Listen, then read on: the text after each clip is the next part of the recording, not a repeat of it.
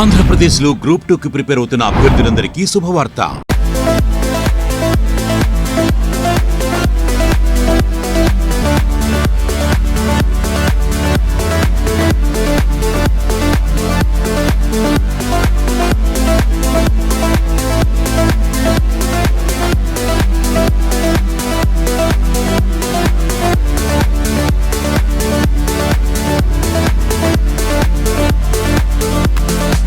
సింధు నాగరికత. సో నేను ఇక్కడ రాస్తున్నాను చూడండి. Indus valley civilisation. Indus valley civilisation దీన్నే మనం ఏమంటాము? సింధు నాగరికత. సింధు నాగరికత. అవునా? డన్. ఈ ఇందస్ వ్యాలీ సివిలైజేషన్ భారతదేశ చరిత్ర అనేటువంటిది మనకు ఎక్కడి నుంచి మొదలవుతుంది? అది మీరు గ్రూప్ 1 సిలబస్ ఏదో చూసుకుంటే మామూలుగా రాతి యుగం నుంచి స్టార్ట్ అవుతుంది సిలబస్. అక్కడ ఏం చేస్తాం? పేలియోలిథిక్ యుగం అని, మీసోలిథిక్, మధ్యయుగము, మీసోలిథిక్, నియోలిథిక్ ఇలాంటివన్నీ కూడా మనం చదువుతాం. కానీ ఇక్కడ మన గ్రూప్ 2 ఎగ్జామినేషన్లో ఈ రాతి యుగానికి సంబంధించి స్టోన్ ఏజ్ గురించి సిలబస్ లేదు. సో నేరుగా మనం ఏం చేస్తున్నాము? సింధు నాగరికత అనేటువంటి టాపిక్లోకే మనం ఎగ్జాక్ట్గా ఎంటర్ అయిపోతున్నాం. ఈ సింధు నాగరికత అనేటువంటిది మనం ఏ కాలానికి సంబంధించిన హిస్టరీ చదువుతున్నాము? ఫస్ట్ ఇంపార్టెంట్ పార్ట్ మనం ఇక్కడ అర్థం చేసుకోవాల్సింది, ఈ పార్ట్ ఆఫ్ సిలబస్ మనకు ఇండియన్ హిస్టరీలో దీన్ని ఏమని పిలుస్తాము అంటే, దీన్ని ప్రోటో హిస్టరీ అని చెప్పేసి మనం పిలుస్తాం. దీన్ని ఏమని పిలుస్తామంటే ప్రోటో హిస్టరీ అంటాం. సో ప్రోటో హిస్టరీ అనేటువంటి పార్ట్ దేన్ని చెప్తుంది? ఇక్కడ సింధు నాగరికతకు సంబంధించినటువంటి అంశాలు మనం ఏవి చదవాలన్నా ఇక్కడ మనం మెయిన్గా చరిత్ర చదవడానికి ముఖ్యమైనటువంటి ఆధారాలు ఏముంటాయి? మనకి లిఖితపూర్వకమైన ఆధారాలు మనకి ఉండాలి. అవునా? సో లిఖితపూర్వకమైన ఆధారాలు, దాన్నే మనం ఏమంటాము? Return records. మనకు ఆ రోజుల్లో ఉన్నటువంటి ప్రజలు ఏదైనా రాసి వాళ్ళ గురించి ఏదైనా కూడా ఒక రికార్డింగ్ ద్వారా రాసి పెట్టి ఆ ఎవిడెన్స్ మనకి ఇప్పుడు దొరికితే దాన్ని చదివి మనం వాళ్ళ గురించి తెలుసుకోవడానికి అవకాశం ఉంటుంది. ఎవరైనా ఒక వ్యక్తి చనిపోయే ముందు తను డైరీ రాసుకున్నాడు అనుకోండి, ఆ డైరీని చూస్తే కానీ మనకు తెలియదు ఆయన గురించి. సో ఇక్కడ కూడా అలాంటిదే అనమాట. సో మామూలుగా ఎప్పుడైనా కూడా హిస్టరీ అనేటువంటి చదవాలి అంటే ముఖ్యమైనటువంటి ఆధారం రిటర్న్ రికార్డ్స్ అంటాం, లిఖితపూర్వకమైన ఆధారాలు. ఇవి లేకపోతే ఇది లేని రాతి యుగం. అందుకే రాతి యుగాన్ని మనం ఏమంటాము? పూర్వ చరిత్ర అంటాం. సో రాతి యుగాన్ని పూర్వ చరిత్ర అంటే చరిత్రకు పూర్వం, ప్రీ హిస్టరీ అంటాం. ఎందుకు? అప్పట్లో మనిషి అనేటువంటి వ్యక్తికి రాయడం చదవడం తెలీదు. ఆయన ఎలాంటి లిఖితపూర్వకమైన no written records were available during the stone age. So we call it as prehistory అంటాం. దాన్ని మనం ఏమంటాం? ప్రీ హిస్టరీ అంటాం.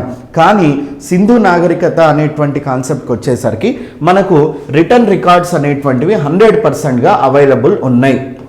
సో ఇక్కడ రిటర్న్ రికార్డ్స్ అనేటువంటి ఉన్నాయా లేదా అంటే ఎస్, రిటర్న్ రికార్డ్స్ అనేవి అవైలబుల్ ఉన్నాయి. ఎక్కడెక్కడ అవైలబుల్ ఉన్నాయి? వాళ్ళు తయారు చేసినటువంటి కుండలు. సో వాళ్ళు తయారు చేసినటువంటి కుండలు పాట్స్ అంటాం. ఈ పాట్స్ మీద వాళ్ళకి సంబంధించినటువంటి లిపిని వాళ్ళు వినియోగించడం జరిగింది.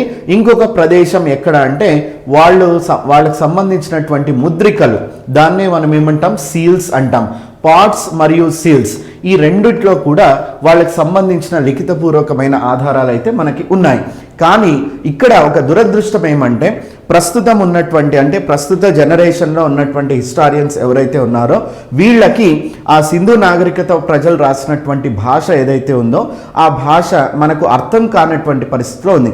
సింధు నాగరికత ప్రజలు మాట్లాడినటువంటి భాష లేదా వాళ్ళు రాసినటువంటి భాష ప్రస్తుతం అంతరించిపోయి ఇప్పుడున్నటువంటి చరిత్రకారులకి వాళ్ళు ఏం రాశారు మనకి ఆధారాలు అయితే లభించినాయి, కానీ దాన్ని ఇప్పటి వరకు కూడా ఆధునిక భాషల్లోకి మనము తర్జుమా చేసుకొని అర్థం చేసుకోలేకపోతున్నాం. దాన్నే మనం ఇంగ్లీష్లో ఏమంటామంటే the script is not yet deciphered అంటాం. The script is not yet deciphered అంటే ఇంకా దాన్ని మనము క్రోడీకరించలేదు అన్నమాట. ఆధునిక భాషల్లోకి మనము సింధు నాగరికతకు సంబంధించినటువంటి లిపిని మనం ఇంకా ప్రస్తుతానికి దాన్ని మార్చుకోలేకపోయినాం. అందుకే ఇక్కడ ఏమైందంటే లిఖితపూర్వకమైన ఆధారాలు ఉన్నప్పటికీ కూడా వాటిని మనము అర్థం చేసుకోలేనటువంటి పరిస్థితిలో ఉండడం వల్ల ఈ పార్ట్ ఆఫ్ హిస్టరీని మనం ఏమని పిలుస్తాము? ప్రోటో హిస్టరీ అంటాం. సో ఇక్కడ మనకి క్వశ్చన్ సో సింధు నాగరికతకు సంబంధించినటువంటి ఈ నాగరికత దశను మనము ప్రోటో హిస్టరీ అనేటువంటి పదంతో ఎందుకు వాడతాము అంటే, ఎందుకు లిఖితపూర్వకమైన ఆధారాలు ఉన్నప్పటికీ కూడా ఈ వాళ్ళు రాసినటువంటి లిపి భాష ప్రస్తుత చరిత్రకారులకి అది అర్థం కానటువంటి స్థాయిలో ఉండడం వల్ల దాన్ని మనము ప్రోటో హిస్టరీ అని పిలుస్తాము అనేది మనం అంటే నిర్ణయించాల్సినటువంటి ఒక ఇంపార్టెంట్ పాయింట్. దీని తర్వాత next second important discussion of point. అసలు ఈ సింధు నాగరికత అనేటువంటిది మనం ఒకసారి చూసుకుంటే 1920 తర్వాతనే మనకు ఈ సింధు నాగరికతకు సంబంధించినటువంటి అంశాలు వెలుగులోకి రావడం జరిగింది. సో కానీ దీనికంటూ ఒక చారిత్రక నేపథ్యం, తవ్వకాల నేపథ్యం కూడా ఉంది. ముఖ్యంగా కొంతమంది ఇంపార్టెంట్ వ్యక్తులు అనేటువంటి వాళ్ళు గురించి మనం చూడాలి. ఏం చూడాలి అంటే 1842వ సంవత్సరంలో మొట్టమొదటిసారిగా సింధు నాగరికతకు సంబంధించినటువంటి ఆనవాళ్ల గురించి బ్రిటిష్ వాళ్లకు తెలిసింది. మనకు స్వాతంత్రం వచ్చినప్పుడు 1947. So 1900 and before 1947, in 1842, it was the first year when the knowledge of IVC came into the limelight అంటాం. ఏమైంది ఇక్కడ అంటే 1842 అనేటువంటి సంవత్సరంలో చార్ల్స్ మ్యాసన్ అనేటువంటి ఒక వ్యక్తి, ఓకే, చార్ల్స్ మ్యాసన్ అనేటువంటి ఒక వ్యక్తి, ఈయన బ్రిటిష్ సైన్యంలో పనిచేసి రిటైర్ అయినటువంటి వ్యక్తి అనమాట. సో ఆయనకి కొన్ని ఆధారాలు ఏం చెప్తాయంటే, ఈయన ఉద్యోగాన్ని కోల్పోయినాడు బ్రిటిష్ ప్రభుత్వంలో. మళ్ళీ తిరిగి ఆ ఉద్యోగం కోసం ఆయన బ్రిటిష్ ప్రభుత్వం దగ్గర రిక్వెస్ట్ పెట్టుకున్నప్పుడు వాళ్ళు ఏం చేశారంటే, నువ్వు వెళ్ళి ఈ నార్త్ వెస్ట్ భారతదేశం యొక్క వాయువ్య ప్రాంతం, నార్త్ వెస్ట్ ప్రాంతం, ఆఫ్ఘనిస్తాన్, పాకిస్తాన్, పంజాబ్ ప్రాంతంలో బ్రిటిష్ వ్యతిరేక చర్యలు అనేటువంటివి జరుగుతున్నట్లుగా మాకు కొంత సమాచారం ఉంది. నువ్వు ఆ ప్రాంతంలో నువ్వు పర్యటించి నువ్వు బ్రిటిష్ వాళ్ళకి ప్రయోజకరమైన ఏదైనా సమాచారాన్ని నువ్వు తీసుకొని రాగలిగితే మళ్ళీ తిరిగి నీకు ఉద్యోగం ఇచ్చేటువంటి విషయాన్ని మేము ఆలోచిస్తాము అని చెప్పారు. అందుకే ఈ చార్ల్స్ మ్యాసన్ ఏం చేశాడు అంటే, ఈయన 1820 మరియు 30 దశకాల్లో ఈయన ఈ వాయువ్య ప్రాంతం, భారతదేశం యొక్క వాయువ్య ప్రాంతానికి వెళ్ళడం జరిగింది.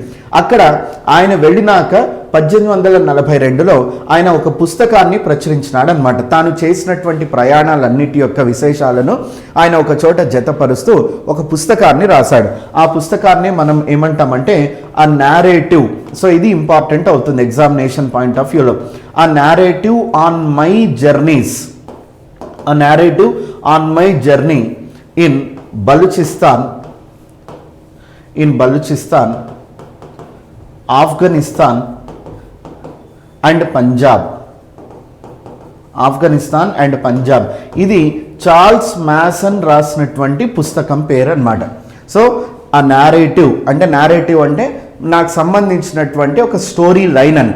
So a narrative on my journey in Balochistan, Afghanistan and Punjab అనే పుస్తకం మొట్టమొదటిసారిగా భారతదేశం యొక్క వాయువ్య ప్రాంతంలో చాలా ఒక 5000 సంవత్సరాల క్రితం ఉన్నటువంటి నగరాలు, పట్టణాల గురించి, అంటే భూస్థాపితమైనటువంటి నగరాల, పట్టణాల గురించి మొదటిసారిగా ప్రస్తావించినటువంటి పుస్తకం ఏది అంటే చార్ల్స్ మ్యాసన్ రాసినటువంటి ఆ narrative on my journey in Balochistan, Afghanistan and Punjab అనే పుస్తకాన్ని మీరు ఆన్సర్ సెలెక్ట్ చేసుకోవాల్సి ఉంటుంది. సో ఎప్పుడైతే ఈ చార్ల్స్ మ్యాసన్ భారతదేశం యొక్క సింధు నాగరికత గురించి, అంటే ఆయన సింధు నాగరికత ఇలాంటి పెద్ద పదాలు ఏవి కూడా వాడలేదు. జస్ట్ ఆయన ఏమని రాశాడు, నేను ఈ ప్రాంతాలన్నింటిలో కూడా పర్యటించినాను. When I met several people, నేను చాలా మందిని అక్కడ అందరినీ కూడా నేను కలిసినప్పుడు వాళ్ళు చెప్పినటువంటి కొన్ని విషయాలను నేను నా డైరీ రూపంలో రాసుకున్నాను. వాళ్ళు చెప్పిన దాని ప్రకారము కొన్ని వేల సంవత్సరాల క్రితం ఉన్నటువంటి కొన్ని నగరాలు, పట్టణాలు ఆ ప్రాంతాల్లో భూమిలోకి కూరుకుపోయి ఉన్నాయి, అంటే అవి భూస్థాపితమై ఉన్నట్లుగా అక్కడి ప్రజలు నాకు ఇన్ఫార్మ్ చేసినారు. నేను అదే విషయాన్ని నా పుస్తకంలో రాసినానని చార్ల్స్ మ్యాసన్ తన పుస్తకంలో మెన్షన్ చేసినాడు. ఆ తర్వాత ఎప్పుడైతే చార్ల్స్ మ్యాసన్ పుస్తకం మనకు ప్రచురణలోకి వచ్చిందో అక్కడి నుంచి బ్రిటిష్ ప్రభుత్వానికి కూడా ఒక ఆరాటం అనేటువంటిది స్టార్ట్ అయింది. ఓహో, సో ఇక్కడ వాయువ్య ప్రాంతంలో ఏదో ఉంది అని. ఎందుకు అంటే అప్పటి వరకు కూడా ప్రపంచ చరిత్రలో ఏమనుకున్నారు, మనకి 3 ప్రాచీనమైనటువంటి నాగరికతలు ఉన్నట్లుగా ఆ రోజుల్లో ఒక యాక్సెప్టెన్స్ ఉండేది హిస్టారియన్స్ మధ్య. ఏవేవి? ఫస్ట్ వచ్చేసి వాళ్ళు ఈజిప్ట్ నాగరికత అంటాం. సో ఈజిప్ట్లో ఉన్నటువంటి నైల్ నది అంటాం, రివర్ నైల్ అంటాం కదా. సో ఈజిప్ట్ యొక్క రివర్ నైల్ యొక్క అడుగు banks of river Nile. So Nile నది ఒడ్డున ఉన్నటువంటి ఈజిప్ట్ ప్రాంతంలో ఈజిప్ట్ సివిలైజేషన్, ఈజిప్ట్ నాగరికత అనేటువంటిది ఇక్కడ చాలా చాలా ప్రాచీనమైనటువంటి నాగరికతగా ఆ రోజు గుర్తింపు పడింది.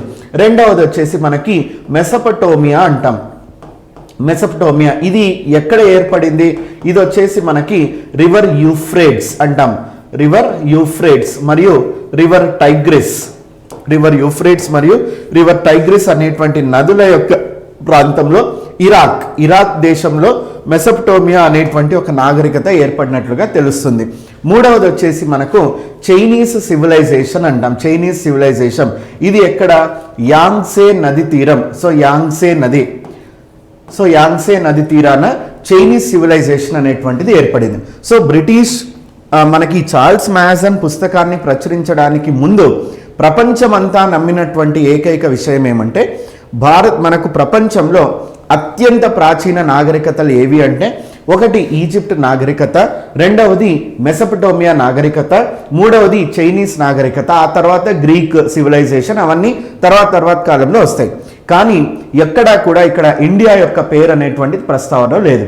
కానీ 1842 చార్ల్స్ మ్యాసన్ యొక్క ప్రచురణ తర్వాత మనకేమని తెలిసిందంటే, భారతదేశంలో కూడా ఇండియాలో కూడా మనకి ఒక ప్రాచీన నాగరికత ఉంది. ఎలాంటి నాగరికత ఉంది? ఇది అప్పటి వరకు మనం నమ్మినటువంటి మిగతా నాగరికతల కంటే కూడా చాలా ప్రాచీనమైంది. ప్లస్ అత్యంత పెద్దదైనటువంటి నాగరికత విస్తీర్ణంలో, జాగ్రఫికల్ ఎక్స్టెంట్లో కూడా మనం చూసుకుంటే ఇది వాటికంటే కూడా ఇంకా బాగా విస్తరించి, ఇంకా అభివృద్ధి కోణంలో చూసుకున్నా కూడా, డెవలప్మెంట్ ఫ్యాక్టర్స్లో చూసుకున్నా కూడా ఇంకా బెటర్మెంట్ ఉన్నటువంటి సివిలైజేషన్ ఇండియాలోనే ఉండింది అనేటువంటి విషయాన్ని మనం ఇక్కడ గమనించుకోవాలన్నమాట.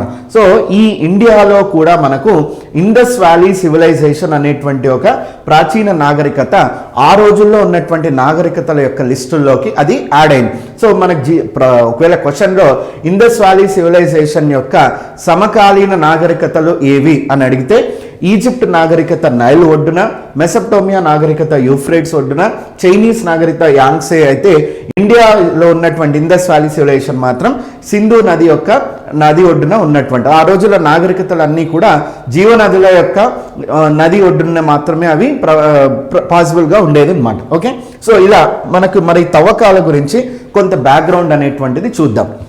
భారతదేశంలో 1861లో మొదటిసారిగా ఆర్కియలాజికల్ సర్వే ఆఫ్ ఇండియా, పురావస్తు శాఖ అనేటువంటి దాన్ని ఏర్పాటు చేయడం జరిగింది. ఎవరు చేశారు దీన్ని? లార్డ్ క్యానింగ్ అనేటువంటి వైస్రాయ్. సో ఈయననే కదా 1857 రివోల్ట్ జరిగినప్పుడు భారతదేశానికి వైస్రాయ్గా ఉన్నటువంటి లార్డ్ క్యానింగే. ఈ క్యానింగే మనకు ఆర్కియలాజికల్ సర్వే ఆఫ్ ఇండియాని స్థాపించడం జరిగింది. సో ఈయన ఈ ఏఎస్ఐని స్థాపించినాక దానికి సర్ అలెగ్జాండర్ కన్నింగ్హామ్ అంటాం. సర్ అలెగ్జాండర్ కన్నింగ్హామ్ ఈయనని సర్వేయర్గా నియమించాడు అనమాట. సో అలెగ్జాండర్ కన్నింగ్హామ్ ఈయనని ఏం చేశాడంటే సర్వేయర్గా నియమించాడు. అంటే పురావస్తు శాఖలో తవ్వకాలు చేసేటువంటి ఒక అధికారిగా, సర్వే చేసేటువంటి ఒక అధికారిగా ఈయన నియమింపబడ్డాడు అనమాట. 1861లో ఏఎస్ఐ ఏర్పడినప్పుడు ఇంకా దానికి ప్రత్యేకమైన స్వతంత్ర హోదా కలిగినటువంటి శాఖగా అది ఏర్పడలేదు. కానీ 1871 సంవత్సరంలో ఇక్కడ మాత్రం మనకేమైందంటే ఏఎస్ఐ సేమ్ ఈ ఆర్కియలాజికల్ సర్వే ఆఫ్ ఇండియానే మనకు లార్డ్ సర్ జాన్ లారెన్స్ అంటాం. ఈయన వైస్రాయ్గా ఉన్నటువంటి కాలం, సర్ జాన్ లారెన్స్ ఈయన వైస్రాయ్గా ఉన్నటువంటి కాలంలో ఈ ఏఎస్ఐకి స్వతంత్ర హోదా అనేటువంటిది వచ్చింది. ఇండిపెండెంట్ స్టేటస్ అంటాం. సో దీన్నే ఏమంటామంటే ఇండిపెండెంట్ స్టేటస్, స్వతంత్ర హోదా అనేటువంటిది వచ్చింది ఆర్కియలాజికల్ సర్వే ఆఫ్ ఇండియాకి అనమాట. ఈ ఆర్కియలాజికల్ సర్వే ఆఫ్ ఇండియాకి స్వతంత్ర హోదా వచ్చినప్పుడు ఇదే పర్సన్ ఎవరు? మన అలెగ్జాండర్ కన్నింగ్హామ్. సో అలెగ్జాండర్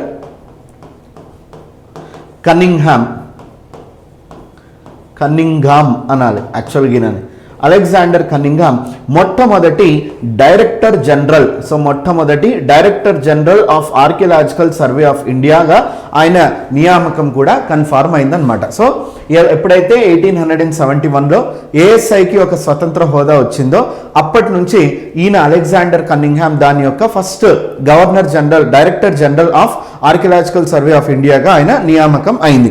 ఈయన 1872వ సంవత్సరంలో ఏం చేశాడంటే మనకు ఈ సింధు నదీ లోయ ప్రాంతాల్లో పర్యటించి 72 నుంచి 75 మధ్య ఒక 3 సంవత్సరాల పాటు అక్కడే ఆయన పర్యటనలు చేశాడు. దురదృష్టవశాత్తు అలెగ్జాండర్ కన్నింగ్హామ్ గమనించినటువంటి విషయం ఏమంటే అక్కడ ఆ రోజుల్లో మనకి ఏమైందంటే లార్డ్ డల్హౌసీ ఎప్పుడైతే గవర్నర్ జనరల్గా వచ్చాడో లార్డ్ క్యానింగ్ కంటే ముందు మనకి లార్డ్ డల్హౌసీ అంటాం, ఆయన మనకి వైస్రాయ్ ఆఫ్ ఇండియాగా ఉన్నాడు, గవర్నర్ జనరల్ ఆఫ్ ఇండియాగా ఉన్నాడు. సో ఎప్పుడైతే లార్డ్ డల్హౌసీ భారతదేశానికి గవర్నర్ జనరల్ ఆఫ్ ఇండియాగా వ్యవహరించినాడో ఆ కాలంలోనే మనకి మొదటిసారిగా భారతదేశంలో రైల్వేలు అనేటువంటివి ప్రవేశించాయి అన్నమాట. ఆయన రైల్వేలను స్థాపించినాడు.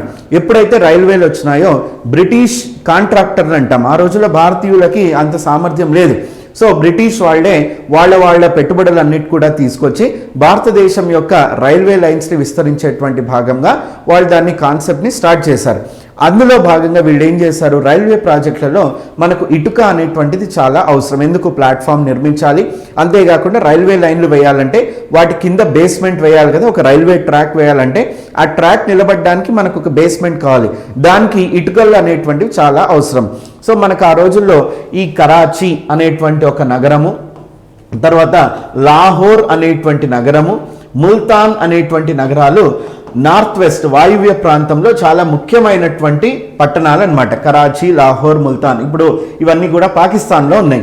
సో ఈ పట్టణాలని కనెక్ట్ చేస్తూ రైల్వే ప్రాజెక్టులు అనమాట, అంటే కరాచీ నుంచి లాహోర్ నుంచి ముల్తాన్కి రైల్వే లైన్లను వేస్తూ ఉన్నటువంటి టైంలో వీళ్ళు ఏం చేశారు, అక్కడ దొరికినటువంటి అంటే కొన్ని భూముల్లో రైల్వే ప్రాజెక్టులు వేసేటప్పుడు తవ్వకాలు చేస్తారు కొంత, ఆ తవ్వినప్పుడు వీళ్ళకి కొన్ని ఇటుకలు దొరికాయి భూమిలో. వీళ్ళు ఈ ఇటుక అసలుకి ఈ భూమిలో ఎందుకు ఉంది ఇవేవి కూడా ఆలోచించకుండా జస్ట్ మనకి ఇటుకలు దొరికేశాయి అని ఆ ఇటుకల్ని తీసుకొని యాస్టీస్ రైల్వే ప్రాజెక్టుల్లో వాడడం జరిగింది. ఎప్పుడైతే అలెగ్జాండర్ కన్నింగ్హామ్ ఆ ప్రాంతానికి వెళ్ళి ఈ విధంగా బ్రిటిష్ కాంట్రాక్టర్లు అందరూ కూడా రైల్వే కాంట్రాక్టర్లు మనకు ఈ ఇటుకలన్నింటినీ కూడా దుర్వినియోగం చేస్తున్నారు రైల్వే ప్రాజెక్టులు తీసుకొచ్చాడో వెంటనే ఆయన ఆ ఏరియాస్ అన్నిట్లో కూడా సీజ్ చేశాడు. ఎవరు కూడా ఇక్కడ భూస్థాపితమైనటువంటి కట్టడాలు ఏవైతే ఉన్నాయో వాటిలోంచి ఇటుకలు తీసుకోకూడదు అని ఆయన ఆర్డర్స్ కూడా పాస్ చేసి వీలైనంత వరకు దాన్ని ప్రిజర్వ్ చేయడం జరిగింది. కానీ దురదృష్టవశాత్తు ఏమంటే 1870 ఈ కాలంలో అప్పుడే మనకి సిపాయి తిరుగుబాటు జరిగినటువంటి తొలినాళ్ళు అవి. సో భారతదేశం వద్ద అంటే బ్రిటిష్ వాళ్ళ దగ్గర కూడా పురావస్తు శాఖకు డబ్బులు ఇవ్వడానికి బడ్జెట్ అనేటువంటిది సహకరించలేదు. చాలా కాలం వరకు కూడా ఇక్కడ ఏదైనా తవ్వకాలు జరపాలన్నా బ్రిటిష్ సైడ్ నుంచి ఆర్థిక పరమైన సపోర్ట్ లేకపోవడం వల్ల తవ్వకాలు అనేటువంటివి జరగలేదు. బట్ మళ్ళీ మైల్ స్టోన్ అంటాం, అసలైనటువంటి సంఘటన ఎప్పుడు జరిగింది మనకు 1902వ సంవత్సరంలో అప్పుడు మనకు లార్డ్ కర్జన్ ఉన్నాడు కదా, సో ఆయన వైస్రాయ్గా ఉన్నాడు. సో లార్డ్ కర్జన్ సరే ఆయన చాలా కాంట్రవర్షియల్ వైస్రాయ్ ఆఫ్ ఇండియా అంటాం. ఈయన కాంట్రవర్షియల్ వైస్రాయ్ ఆఫ్ ఇండియా అనేది పరిపాలనా పరంగా చెప్తాం, బెంగాల్ని విభజించినాడు. సో చాలా రకాలైనటువంటి ఆయన రిఫార్మ్స్ తర్వాత మోడర్న్లో మాట్లాడుకుందాం. సో ఇక్కడ లార్డ్ కర్జన్ యొక్క రోల్ ఏమంటే ఒక పాజిటివ్ రోల్ కూడా ఉంది. లార్డ్ కర్జన్ ఆ రోజుల్లో ఏన్షియంట్ మాన్యుమెంట్స్ ప్రొటెక్షన్ యాక్ట్ అనేటువంటి ఒక చట్టాన్ని కూడా తీసుకొని వచ్చాడు. అంటే భారతదేశంలో ఉన్నటువంటి ప్రాచీన కట్టడాలు ఏవైతే ఉన్నాయో వీటిని పరిరక్షించేటువంటి బాధ్యత భారతదేశ ప్రభుత్వం అంటే బ్రిటిష్ ప్రభుత్వాన్ని అనే ఒక చట్టాన్ని మనము ఏన్షియంట్ మాన్యుమెంట్స్ ప్రిజర్వేషన్ యాక్ట్ అంటాం. అది మనం మోడర్న్ ఇండియాలో కూడా చెప్పుకుంటాం, ఇక్కడ జస్ట్ చెప్తున్నాను. ఏన్షియంట్ మాన్యుమెంట్స్ ప్రొటెక్షన్ యాక్ట్ అంటాం. సో ఈ చట్టాన్ని తీసుకొని వచ్చి ఆయన ఏం చేశాడు, ఈ ఆర్కియలాజికల్ సర్వే ఆఫ్ ఇండియాకి తిరిగి మళ్ళీ ఫండ్స్ అనేటువంటివి ఇస్తూ దాన్ని ప్రోత్సహించడం జరిగింది. సో అప్పుడు సర్ జాన్ మార్షల్, అప్పుడు ఎవరు అంటే సర్ జాన్ మార్షల్ అనే ఒక వ్యక్తి ఈయన director general of archaeological survey of ఇండియాగా నియమించబడ్డాడు అనమాట. సో 1902వ సంవత్సరంలో భారతదేశంలో ఉన్నటువంటి ఆర్కియలాజికల్ సర్వే ఆఫ్ ఇండియాకి సర్ జాన్ మార్షల్ అనేటువంటి ఒక ఆర్కియాలజిస్ట్ డైరెక్టర్ జనరల్గా వ్యవహరించినాడు. ఈయనని అపాయింట్ చేసింది ఎవరు? Lord Curzon. సో ఎప్పుడైతే సర్ జాన్ మార్షల్ భారతదేశంలో director general of archaeological survey of ఇండియాగా వచ్చాడో అక్కడి నుంచి మళ్ళీ సింధు నాగరికతకు సంబంధించినటువంటి వర్క్స్ ఏవైతే ఉన్నాయో తవ్వకాలు ఇవి వెలుగులోకి వచ్చాయి. కర్జన్ భారతదేశ చరిత్ర అంటే ఆయనకు చాలా ఇష్టం. ఆయన ఒకానొక సందర్భంలో ఒక యూనివర్సిటీలో తన స్పీచ్ ప్రసంగాన్ని ఇస్తూ కూడా అంటాడు, భారతదేశం యొక్క ఔన్నత్యము దాని యొక్క చరిత్రను తెలుసుకోవాలంటే మనిషికి ఒక జీవిత కాలం సరిపోదు, అంతటి గొప్పదైనటువంటి చరిత్ర కలిగినటువంటి దేశం భారతదేశం అని స్వయంగా ప్రకటించినటువంటి బ్రిటిష్ అధికారి లార్డ్ కర్జన్ అదే అంటాడు. సో భారతదేశం అనేటువంటిది చాలా విశిష్టమైనటువంటి దేశం. సో దీని చరిత్ర తెలుసుకోవాలంటే మనిషి ఒక జన్మ సరిపోదు, అంటే అంత గొప్ప చరిత్ర ఉంది దీనికి అనే ఒక మీనింగ్తో ఈయన లార్డ్ కర్జన్. అందుకే లార్డ్ కర్జన్ భారతదేశం యొక్క చరిత్ర యొక్క అధ్యయనం కోసం చాలా ఫండ్స్ అనేటువంటివి ఇచ్చాడు. సో సర్ జాన్ మార్షల్ యొక్క పదవీ కాలంలోనే మనకి 1921, 1922 ఈ 2 సంవత్సరాలని కూడా మనం ఏమంటామంటే చాలా ముఖ్యమైనటువంటి సంవత్సరాలు భారతదేశ చరిత్రలో అంటాం. ఎందుకు ముఖ్యమైనవి? ఇక్కడ 1921-22 కాలంలో ఒక పక్క జాతీయ ఉద్యమం ఊపందుకుంది భారతదేశంలో. గాంధీ యొక్క నాయకత్వంలో సహాయ నిరాకరణ ఉద్యమం జరుగుతున్నటువంటి టైం, నాన్ కోఆపరేషన్ మూమెంట్. అలాంటి టైంలో సేమ్ పీరియడ్ ఒక పక్కేమో భారతీయులు బ్రిటిష్ వాళ్లతో స్వాతంత్రం కోసం పోరాడేటువంటి ఉద్యమంలో బిజీగా ఉంటే ఇంకొక టైంలో ఇంకొక వైపు మనకు భారతదేశ పురావస్తు శాఖ ఏదైతే ఉందో అది సింధు నాగరికత యొక్క తవ్వకాలను కూడా బయటికి తీసేటువంటి పనిలో నిమగ్నమై ఉండింది. సో 1921లో మనకి ఏమైందంటే సో పాకిస్తాన్లో ప్రస్తుతానికి ఉన్నటువంటి హరప్పా అనేటువంటి నగరాన్ని, హరప్పా అనేటువంటి ఒక ప్రాచీన నగరాన్ని తవ్వకాలు జరిపేటువంటి పనులు మొదలు పెట్టారనమాట.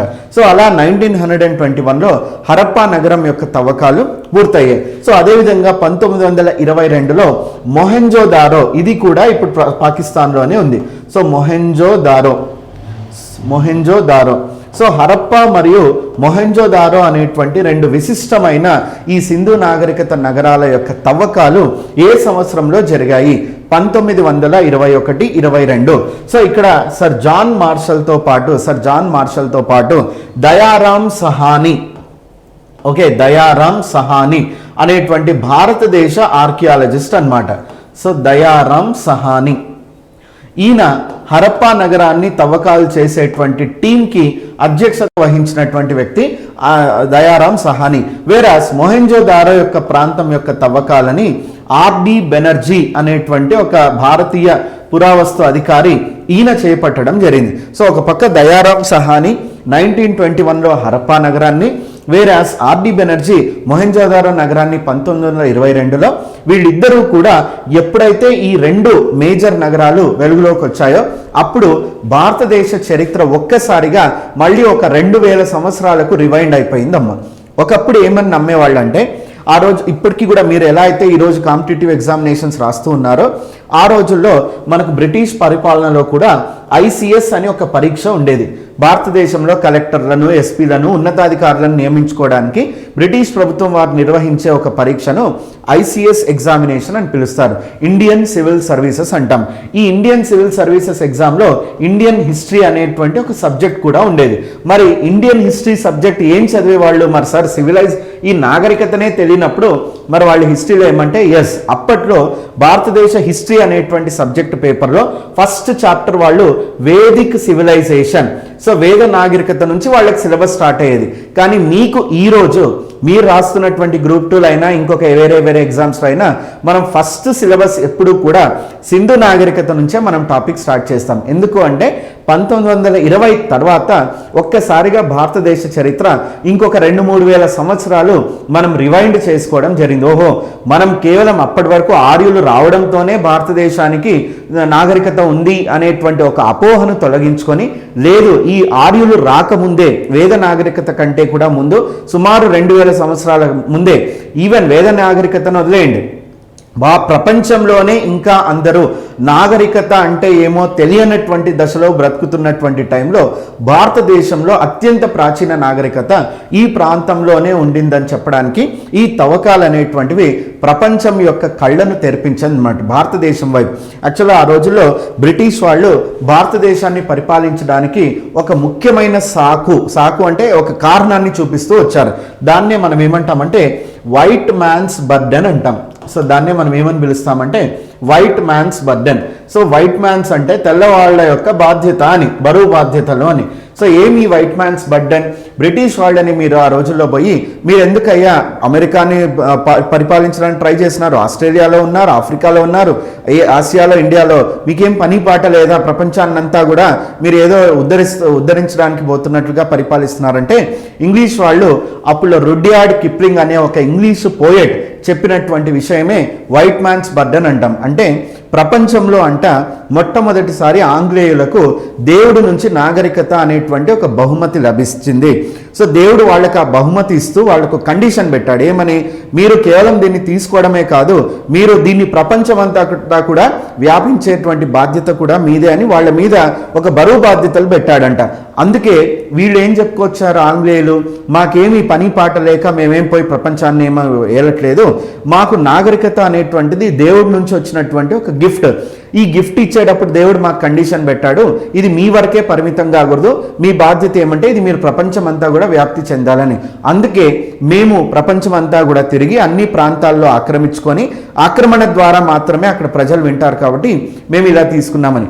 ఎప్పుడైతే సింధు నాగరికతకు సంబంధించిన విజ్ఞానం బయటికి వచ్చిందో వెంటనే ఈ వైట్ మ్యాన్స్ బర్డెన్ అనే సిద్ధాంతానికి చెప్పాలంటే ఒక చెంపపెట్టులాగా ఇండస్ వ్యాలీ సివిలైజేషన్ వచ్చింది. అంటే భారతీయులు బాబు ఆంగ్లేయులారా, మీరు అసలుకు మీకు నాగరికత అంటే ఏమో కూడా తెలియదు, మీకు మరి దేవుడు ఎప్పుడు ఇచ్చాడేమో మాకైతే తెలియదు, కానీ మీరు ఇంకా చాలా చాలా వెనుకబాటుతో అనాగరికులుగా బ్రతుకుతున్నటువంటి కాలంలోనే, అంతకంటే ఎప్పుడో ముందు మీ తాతల ముత్తాతల కాలంలోనే మాకు ఆల్రెడీ ఒక నాగరికత ఉంది, మీరు కొత్తగా వచ్చి మాకేం నేర్పాల్సినటువంటి పని లేదు అనేటువంటి విషయం ఈ సింధు నాగరికత యొక్క ఆనవాళ్ల ద్వారా మనం ప్రపంచానికి గొప్పగా చెప్పుకోవడం జరిగిందమ్మా. Okay, done. సో ఇక్కడ మనం కొన్ని విషయాలు అనేటువంటివి చూద్దాం. సో సింధు నాగరికతకు సంబంధించినటువంటి తవ్వకాలు చూస్తే ఒక్కొక్కటిగా ఫస్ట్ ఇంపార్టెంట్ థింగ్ దీని యొక్క నామెన్ క్లేచర్ గురించి మాట్లాడుకోవాలి. నామెన్ క్లేచర్ అంటే ఎందుకు ఈ నాగరికతకు హరప్పా నాగరికత రకరకాల పేర్లు అనేవి ఉన్నాయి. ఆ పేర్లకు సంబంధించినటువంటి డీటెయిల్స్ మాట్లాడుకుందాం. సో ఆ పేర్లకు సంబంధించిన డీటెయిల్స్ ఏంటి? ఫస్ట్ ఇంపార్టెంట్ థింగ్ వచ్చేసి దీనికి పెట్టిన సర్ జాన్ మార్షల్ పెట్టినటువంటి పేరు. సో సర్ జాన్ మార్షల్ ఈ నాగరికతకు పెట్టినటువంటి పేరు హరప్పా నాగరికత అన్నమాట. So he kept the name called as Harappan civilisation అంటాం. సో దీనికి ఆయన పెట్టినటువంటి నామకరణం హరప్పన్ సివిలైజేషన్. ఎందుకు హరప్పన్ సివిలైజేషన్ అని పెట్టాడంటే మనకి ఆ రోజుల్లో అయినా ఇప్పటికైనా కూడా ఆర్కియలాజికల్ సర్వే ఆఫ్ ఇండియాలో ఒక సాంప్రదాయాన్ని వాళ్ళు పాటిస్తారు. ఏదైనా ఒక తవ్వకాలు, ఒక నాగరికతకు సంబంధించినటువంటి తవ్వకాలు జరిపినప్పుడు మొట్టమొదటిసారిగా ఏ ప్రాంతాన్నైతే దేన్నైతే వాళ్ళు తవ్వకాలు ఫస్ట్ నిర్వహించి ఆ నాగరికత ఆ తవ్వకం ద్వారా బయటపడుతుందో నాగరికతకంతా కూడా అదే పేరుని నిర్ణయించేటువంటి ఒక కాన్సెప్ట్ ఉండేది. అందుకే ఆ రోజుల్లో హరప్పా నగరాన్ని మొదటిసారిగా వాళ్ళు తవ్వకాలు జరిపారు కాబట్టి దీనికి హరప్పా నాగరికత అనే పేరు సర్ జాన్ మార్షల్ ఈయన పెట్టడం జరిగిందమ్మా. Sir John Marshall director general దీనికి నామకరణం చేశాడు. సో రెండవది వచ్చేసి ఆ తర్వాత కాలంలో వీళ్ళు ఏమైంది 1920 నుంచి ఇక్కడ మనం చెప్పుకోదగ్గ వ్యక్తులు ఎప్పుడు కూడా మీరు మర్చిపోకూడదు. ఒకటి వచ్చేసి నేను చెప్పినట్లుగా అలెగ్జాండర్ కన్నింగ్హామ్. ఈయన 1861 1871 సంవత్సరాల్లో ఈయన నియామకాలు అనేటువంటివి మొదటిసారిగా తీసుకొని వచ్చాయి. ఎందుకు అంటే అలెగ్జాండర్ కన్నింగ్హామ్ 1875 సంవత్సరంలో మొదటిసారిగా హరప్పా నాగరికతకు సంబంధించినటువంటి ఒక ముద్రికను ఆయన వెలుగులోకి తీసుకొని రావడం జరిగింది. సో ఒక ముద్రిక అంటే సీల్. ఏంటి ముద్రిక అనేది మనం ఆర్థిక పరిస్థితుల్లో డిస్కస్ చేద్దాం. ముద్రిక అనేటువంటి దాన్ని ఆయన వెలుగులోకి తీసుకొని వచ్చాడు. అందుకే ఈయన యొక్క కాంట్రిబ్యూషన్ని మనం మర్చిపోకూడదు. మొదటిసారిగా ఇక్కడ తవ్వకాలు జరపాలనే ప్రతిపాదన తెచ్చింది ఈయనే. నెక్స్ట్ రెండవ ఇంపార్టెంట్ వ్యక్తి ఎవరు? మనం ఇక్కడ మాట్లాడుకుంటున్నట్లు సర్ జాన్ మార్షల్. సో ఈయన కాలంలోనే యాక్చువల్గా చెప్పాలి అంటే హరప్పా మరియు మొహెంజోదారో అనేటువంటి ముఖ్యమైన నగరాల యొక్క తవ్వకాలు ఈయన కాలంలోనే జరిగాయి. సో ఈయనే చెప్పాలంటే అసలు ఈ నాగరికతను వెలుగులోకి తీసుకొచ్చినటువంటి వ్యక్తి. నెక్స్ట్ మూడవది సర్ మార్టిమర్ వీలర్ అంటాం. Sir Mortimer wheeler. ఈ సర్ మార్టిమర్ వీలర్ అనే వ్యక్తి ఈయన 1940 దశకంలో భారతదేశం యొక్క ఆర్కియలాజికల్ సర్వే, అంటే ఆల్మోస్ట్ మనకి ఇండిపెండెన్స్ రావడానికి ఒక 10 సంవత్సరాల ముందు అనుకోండి, ఈయన ఆ కాలంలో సర్ మార్టిమర్ వీలర్ అనేటువంటి వ్యక్తి director general of archaeological survey of India. ఈయన కాలంలో కూడా కొన్ని ముఖ్యమైనటువంటి తవ్వకాలు జరిగాయి. ఓవరాల్గా sir Alexander Charles Masson, Alexander Cunningham, sir John Marshall, sir Mortimer Wheeler, Dayaram Sahni, R D Banerji, ఇంకా ఎంఎస్ వాట్స్, ఇంకా మనకి ఎంఎస్ వాట్స్, అలెగ్జాండర్ బర్నీస్, ఇలాంటి ఆర్కియలాజిస్టుల పేర్లు అన్నీ కూడా మనకు ఈ తవ్వకాలకు సంబంధించినటువంటి ఇంపార్టెంట్ పాయింట్స్. ఓకే, వాళ్ళ గురించి అవసరం లేదు, నేను ఇక్కడ రాయనటువంటి వాళ్ళు అవసరం లేదు, అట్లీస్ట్ మీరు వీళ్ళ గురించి మీరు గుర్తుంచుకోవాలన్నమాట డెఫినెట్గా. ఓకే, సో వీళ్ళ ముగ్గురు యొక్క కాంట్రిబ్యూషన్, వీళ్ళతో పాటు భారతీయ ఆర్కియాలజిస్టుల యొక్క కాంట్రిబ్యూషన్తో ఈ నాగరికత వచ్చింది. సో ఫస్ట్ పేరు ఏమని పెట్టుకున్నాం, హరప్పన్ సివిలైజేషన్ అన్నాం. సెకండ్ పాయింట్ ఇక్కడ దీన్ని ఆ తర్వాత ఈ తవ్వకాలు అనేటువంటివి ఎక్కువ నడుస్తూ ఇంకా దాని వర్క్ ప్రోగ్రెస్ అయ్యే కొద్దీ వీళ్ళు ఏం కనుక్కున్నారు, మొత్తం కూడా సింధు అనేటువంటి నది ఉంది కదా, సింధు నది చాలా పెద్ద నది అమ్మ, అంటే దీనికి చాలా ఉపనదులు కూడా ఉన్నాయి. సట్లెజ్, బియాస్, చీనాబ్, ఇవన్నీ కూడా మనం చెప్పుకుంటాం కదా. ఈ అన్ని అంటే సుమారుగా చూసుకుంటే భారతదేశం యొక్క వాయువ్య ప్రాంతం, నార్త్ వెస్ట్ రీజన్, భారతదేశం యొక్క నార్త్ వెస్ట్ రీజన్ అంతా కూడా సింధు నది మీద ఆధారపడినటువంటి ఒక ప్రాంతం. సింధు నది మరియు దాని యొక్క ఉపనదులు, Indus river and its tributaries, so వీటి మీద ఆధారపడ్డ ఏరియా అన్నమాట. సో వీళ్ళేమై కనుక్కున్నారు, ఈ నాగరికత కేవలం హరప్పా, మొహెంజోదారో లాంటి ప్రధాన నగరాల్లోనే కాదు, ఇంకా అనేక ప్రాంతాలకు విస్తరించబడి ఉంది. చాలా చాలా పట్టణాలు, చాలా చాలా నగరాలు అనేటువంటివి ఉన్నాయి. ఈ పట్టణాలు, నగరాలు ఎక్కడెక్కడ విస్తరించబడ్డాయి, మొత్తం సింధు లోయ, ఇండస్ వ్యాలీ అంతా కూడా ఈ ప్రాంతాలు, ఈ నగరాలు అనేటువంటివి మనకు ఉన్నాయి. కాబట్టి దీన్ని మనం ఏమని పిలిచొచ్చు అంటే Indus valley civilisation. So Sindhu నాగరికతగా దీన్ని మనం పిలవచ్చు అనేటువంటిది కూడా ఒక concept. Next third important concept మీరు ఒకసారి చూసుకుంటే, ఈరోజు మనకున్నటువంటి గుజరాత్ ప్రాంతం ఉంది కదా, సో గుజరాత్ ప్రాంతం ఉంది.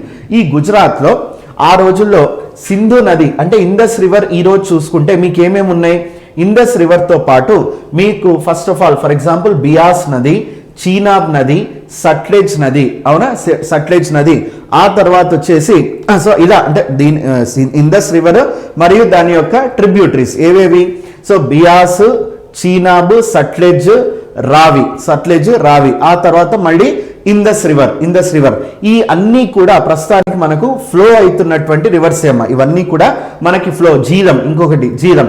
సో ఈ 5 ఉపనదులు ప్లస్ మెయిన్ నది ఇండస్, ఈ అన్నీ ఉన్నాయి ఇక్కడ. ఇప్పుడు మిమ్మల్ని ఒకవేళ జాగ్రఫీ క్లాస్లో ఇండస్ రివర్ దాని ట్రిబ్యూటరీస్ చెప్పండి అంటే ఇవి చెప్తారు. కానీ మనకి ఇండస్ వ్యాలీ సివిలైజేషన్ ఆ నాగరికత ఉన్నటువంటి కాలంలో ఇండస్ వీటన్నిటితో పాటు మనకి ఇంకొక నది ఎక్స్ట్రాగా ఉండేది. దాన్నే మనం ఏమంటామంటే సరస్వతి నది అంటాం. ఈ సరస్వతి నదికి మనకి మోడర్న్ నేమ్ అనేది లేదు. ఎందుకు లేదు మోడర్న్ నేమ్ అంటే ప్రస్తుతానికి ఆ నది లేదు, దానికి మనం నదే లేనప్పుడు దానికి నామకరణం అనేది కాదు. ఇది ఇండస్ రివర్ నుంచి భారతదేశం ద్వారా ఫ్లో అయి గుజరాత్ యొక్క gulf of Cambay, Rann of Kutch ద్వారా అరేబియా సముద్రంలోకి వెళ్ళిపోయేది అనమాట. సో దీనికి సంబంధించినటువంటి ఒక ఉపనది, మళ్ళీ ఉపనది ఘాగర్ హాక్రా నది అంటాం. ఇంకొక ఉపనది ఘాగర్ హాక్రా నది. సో సరస్వతి నది ఏమో ఎడారిలో ఎండిపోయింది, అంటే ఎక్స్టింక్ట్ అయిపోయింది, అంతరించిపోయింది. కానీ దానికి సంబంధించిన ఒక చిన్న పాయ, అదే ఘాగర్ హాక్రా నది అంటాం. అది ఇప్పటికీ కూడా ఉంది. ఘాగర్ అనే పదం భారతదేశంలో పిలుస్తారు, హాక్రా అనే దాన్ని పాకిస్తాన్లో పిలుస్తారు. అందుకే దాని పేరు ఘాగర్ హాక్రా నది అంటాం. ఈ ఘాగర్ హాక్రా నది ఒకప్పటి సరస్వతి నది యొక్క ఉపనది. సో ఈ ఘాగర్ హాక్రా యొక్క లోయలో కూడా మనకి భారతదేశంలో ఉన్నటువంటి సింధు నాగరికత నగరాలన్నీ కూడా లొకేట్ అయి ఉన్నాయి. అందుకే ఒక్కోసారి దీన్ని ఏమని పిలుస్తాము, ఇదే నాగరికతను సరస్వతి సివిలైజేషన్ అని కూడా పిలుస్తాం. సరస్వతి నాగరికత లేదా ఘాగర్ హాక్రా సివిలైజేషన్ అని కూడా అంటాం. చూడండి ఇవన్నీ కూడా మనకి ఇంపార్టెంట్ అవుతాయి. సో ఒకటి హరప్పన్ సివిలైజేషన్, రెండవది ఇండస్ వ్యాలీ సివిలైజేషన్, మూడవది సరస్వతి సివిలైజేషన్, నాలుగవది గాగర్ హాక్రా సివిలైజేషన్. ఇలా రకరకాల పేర్లు అనేటువంటివి ఇండస్ వ్యాలీ సివిలైజేషన్కి అయితే ఉన్నాయి. ఓకే,